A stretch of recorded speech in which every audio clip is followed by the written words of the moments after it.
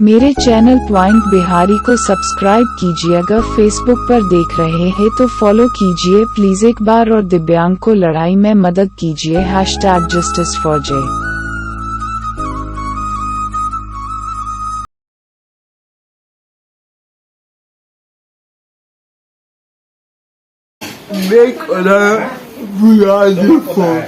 मैं हूँ अजय कुमार। आज जिस आदमी का इंटरव्यू कर रहा हूँ वह मेरे लिए कागजात बेगूसराय आए हैं, तो आप अपना इंट्रोडक्शन दीजिए। सबसे पहले मैं आपको धन्यवाद देना चाहता हूं कि आप मेरा इंटरव्यू ले रहे हैं, और मैं अपना परिचय देना चाहता हूं कि मैं आनंद राज जनवार्ता टाइम्स के संपादक हूं, और मैं आज अजय जी जो पूरी बॉडी से दिव्यांग है, आज मैं उनके साथ में हूं और आज वो मेरा इंटरव्यू लेने वाले हैं। अब देखते हैं कि इनका क्या सवाल है और मैं उनके सवाल को कितना हद तक मैं जवाब दे पाऊंगा। चलिए सर, शुरू कीजिए आप। तो जी, मेरा पहला सवाल, आप लोग इंटरव्यू कर दिया पब्लिक के लिए, पब्लिक आपको क्या देती है? स्वार्थ से परे है ये पत्रकारिता। अगर उसमें कहीं ना कहीं अगर स्वार्थ छिपा हो तो वो पत्रकारिता नहीं हो सकती। हाँ, स्वार्थ एक ही चीज का छिपा हुआ है इसमें कि मैं समाज के लिए एक ढाल के रूप में खड़ा हूं। अगर समाज को कुछ भी प्रॉब्लम्स होती है तो उसकी आवाज को उठाने के लिए हम पत्रकार खड़े हैं वहां पर, और हमारे माध्यम से सरकार तक आवाज पहुंचती है। और आज बेगूसराय का रिपोर्टर मारा गया, उसके बारे में आप क्या कहना चाहें? अब ये बहुत ही दुखद बात है कि आज के दिनों में, आज के माहौल में एक पत्रकार को कहीं ना कहीं सरेआम गोली मार दिया जाता है, उनकी हत्या कर दी जाती है। तो ये बहुत ही शर्म की बात है।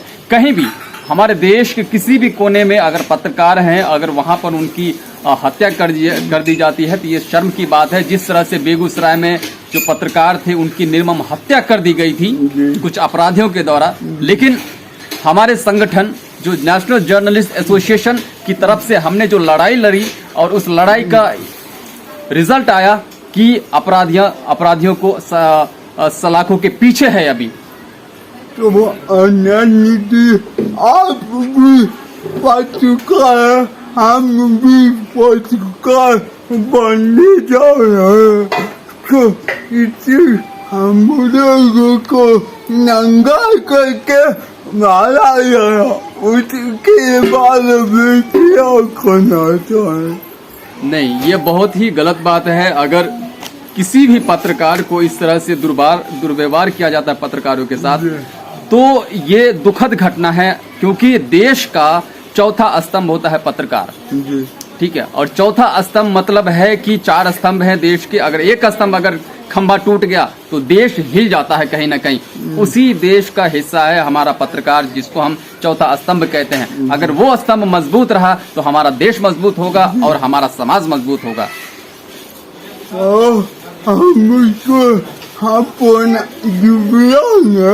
हम चाहते तो अपने बारे में आप उससे सवाल कर सकते थे, मगर नहीं।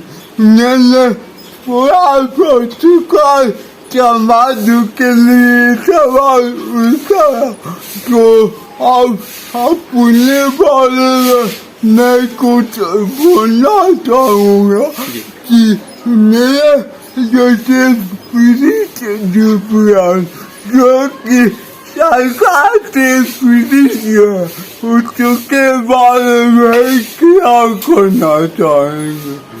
सबसे पहले मैं आपको आपके हिम्मत की दाग देना चाहता हूं कि आपने जो कदम उठाया है पत्रकारिता में, ये एक बहुत बड़ा कदम है और सराहनीय कदम है।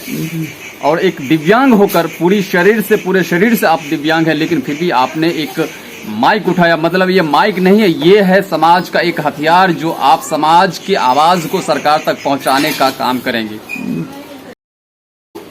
400 रुपया महीना मिलता है और एक विधायक को 2 लाख रुपया महीना मिलता है, तो कहाँ तक सही है ये बताइए। देखिए, सरकार को अपनी नीति में कहीं ना कहीं चेंज करना पड़ेगा।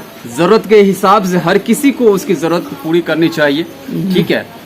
ये नहीं कि अगर आप विधायक हैं, मंत्री हैं, तो आपकी कहीं ना कहीं एक सैलरी फिक्स होती है, ठीक है, और वो जो सैलरी फिक्स होती है वो कहीं ना कहीं जनता का टैक्स का होता है। आप जो मंत्री हैं, जो नेता हैं, वो जो कपड़े पहनते हैं वो कहीं ना कहीं देखा गया है कि उनके जो कपड़े होते हैं वो हमारे टैक्स के होते हैं। हमारे टैक्स से ही वो लोग का जो भी कहा जाए खर्चा पानी जो भी होता है हमारे टैक्स के पैसे से ही हो रहा है। तो जैसे आप लोगों को 400 रुपया मंथली मिलता है, 400 मिलता है ना, 400। तो अभी के जमाने के अनुसार 400 रुपये में कुछ नहीं होने वाला है। तो कहीं ना कहीं सरकार को एक संज्ञान लेने की जरूरत है, इस पर कहीं ना कहीं सरकार को ध्यान देने की जरूरत है कि जिस हिसाब से महंगाई बढ़ रही है उस हिसाब से कहीं ना कहीं इनका जो भत्ता होता है, इनका जो मतलब पैसे जो सरकार के द्वारा पेंशन कहा जाए, पेंशन दिया जाता है, तो उनको कहीं ना कहीं बढ़ाने की जरूरत है अगर पॉसिबल हो तो, क्योंकि बढ़ाना ही चाहिए, क्योंकि सबकी महंगाई बढ़ रही है, इनकी भी महंगाई कहीं ना कहीं बढ़ी है, तो इनको भी कहीं ना कहीं उसी हिसाब से देखा जाए। 2 साल सवाल मैं करूँगा, हो सकता है कि आपको बुरा लगे, बताइए। मगर मैं सवाल करूँगा।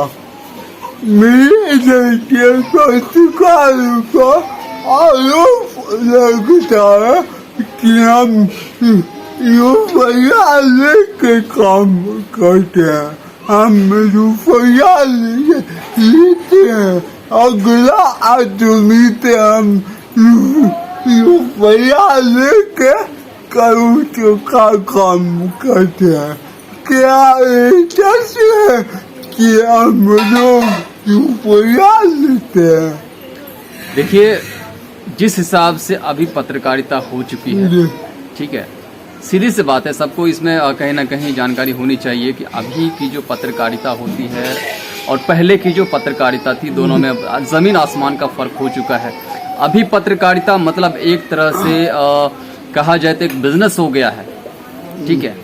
आप पत्रकारिता करते हैं लेकिन आपके पीछे भी आपकी फैमिली है, ठीक है, तो कहीं ना कहीं आप मजबूर हो जाते हैं कि आपके जो आने जाने के खर्चे होते हैं, यहाँ वहाँ जाना है, ठीक है, आपके पीछे जो खर्चे होते हैं, कुछ लोग हैं उनको भी देखना है।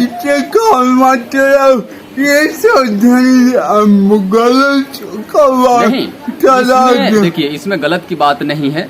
अगर आप कहीं ना कहीं देखिए, इसमें एडवर्टाइज की बात होती है, कोई भी कंपनी अगर चलती है तो कहीं ना कहीं कोष की जरूरत पड़ती है। पत्रकारिता में भी वही है, कहीं ना कहीं कोष की जरूरत पड़ती है, ठीक है। टीम चलाना है तो टीम को कहीं ना कहीं खर्चे देने होते हैं, तो वो कहाँ से आएगा?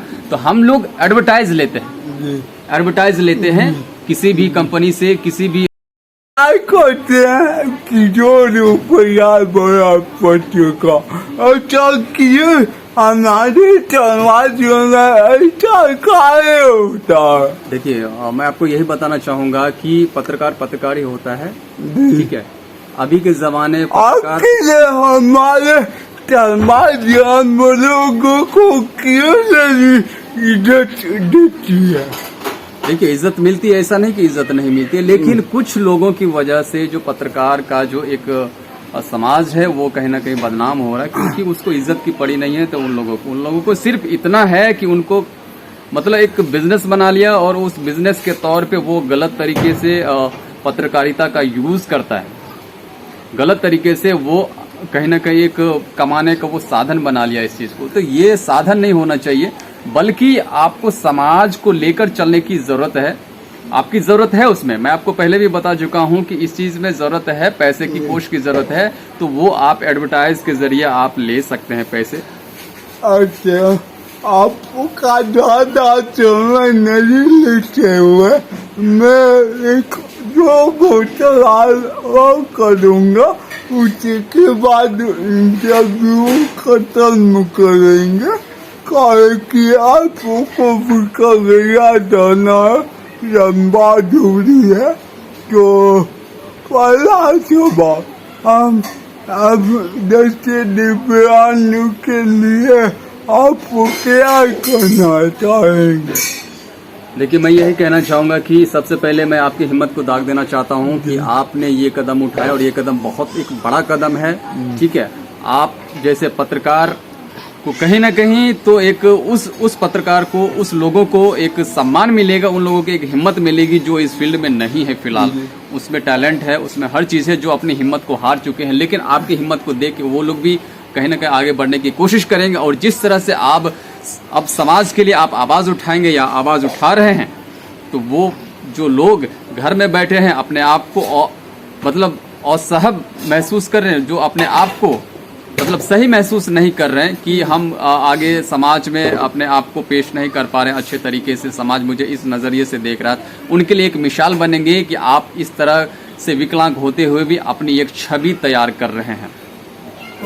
जाते जाते एक मेरे चैनल के बारे में कुछ बोले, क्या किया मालूम? पब्लिक को भी लगे क्या मेरा भी सपोर्ट मैं यही कहना चाहूँगा आपके चैनल से माध्यम से कि बिहारी पॉइंट एक चैनल है जिसको आप लोग ज़रूर सपोर्ट कीजिए। और ये बेसिकली जिनका ये चैनल है, ये है अपना अजय दिव्यांग जी, इनका चैनल है बिहारी पॉइंट।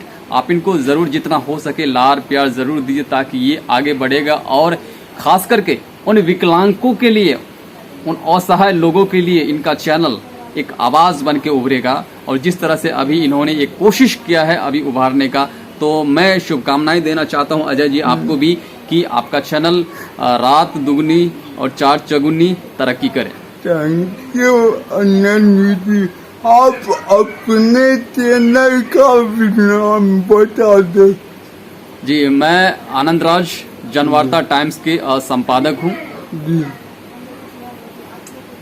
जिसे आनंद जी आपने मेरे लिए कगैया बेगूसराय, इसके लिए हमारा चैनल आवाज रहेगा को अब इंटरव्यू का समाप्त करते हुए नमस्कार। चलिए, बहुत बहुत धन्यवाद आपका। लंबा